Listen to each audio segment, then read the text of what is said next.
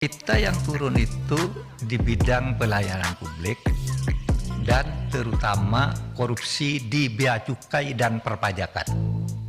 Clear itu penjelasannya. Yang kedua, facilitation payment.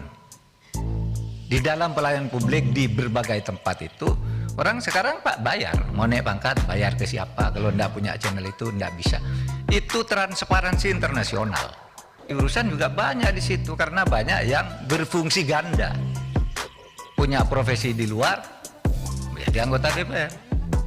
Sehingga saya katakan Pak Presiden, ini masalahnya yang paling besar itu ada di situ. Lalu korupsi di mana lagi? Maaf, di DPR. Bapak sekalian, beberapa sebulan lalu ketika ada acara 1 Abad NU di Sidoarjo itu, saya diajak pulang bersama oleh Presiden satu pesawat dari Surabaya. Karena apa? Membahas indeks persepsi korupsi. Presiden pada waktu itu agak marah. Kenapa indeks persepsi korupsi kita tuh turun dari 38 menjadi 34. Saya lapor ke Presiden, saya sudah ngundang Transparansi Internasional.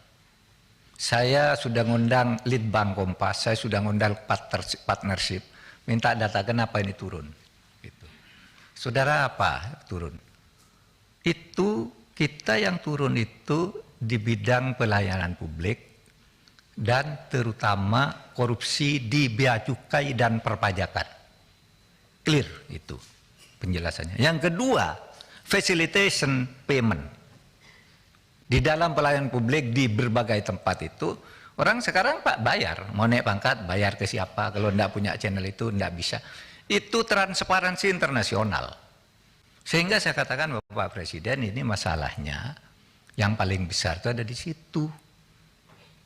Lalu korupsi di mana lagi? Maaf, di DPR. Baca aja di situ. Kenapa? Wah, di situ transaksi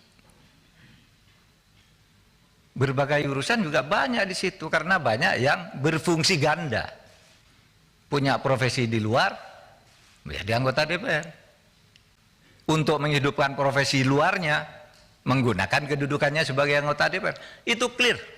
Saudara kalau tidak percaya, undang saja itu Transparansi Indonesia. Gitu. Nah, itulah sebabnya saya tuh sejak itu lalu ini pajak dan bea cukai ini masalah. Sehingga kalau saya kok punya latar begitu ada kasus Alun, lalu tiba-tiba mula-mula ditetapkan apa nih? Pasal 351. Loh, kok pasal 351? Saya nengok anaknya. Mau pasal 51 itu kelalaian lah itu, bukan penganiayaan. Hukumannya ringan sekali. Lalu saya datang saya minimal 354, 355. Gitu. Karena semua orang tahu menghajarnya luar biasa, lalu muncul tentang kekayaan ini. Muncul tentang kekayaan 56.